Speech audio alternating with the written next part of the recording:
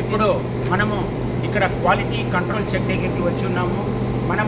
మనము ఇక్కడ ఆర్సిఎం ద్వారా తయారయ్యే ప్రతి ప్రోడక్ట్ కూడా ఇక్కడికి రావడం జరుగుతుంది. ఇక్కడ క్వాలిటీ చెక్ అయ్యి ఈ క్వాలిటీ చెక్ అయినాక ఓకే అయిన తర్వాతనే ప్రోడక్ట్ మనకి డిస్పాచ్ చేయడం జరుగుతుంది. భారతదేశం అంతా కూడా పంపిణీ చేయడం జరుగుతుంది.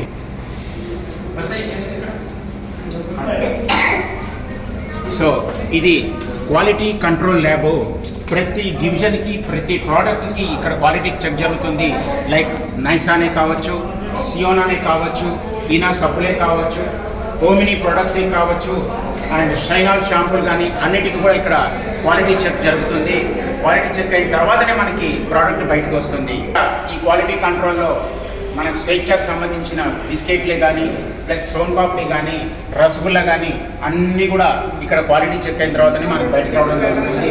అలా ప్రతి ప్రోడక్ట్కి ఏ ప్రోడక్ట్కి ఆ ప్రోడక్ట్ ఇక్కడ క్వాలిటీ కంట్రోల్.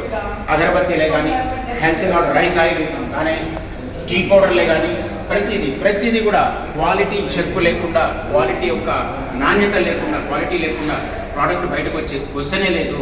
అంత క్వాలిటీగా, అంత సిస్టమేటిక్గా ఈ ప్రోడక్ట్ మనకు బయటకు వస్తుంది. జేఆర్సీ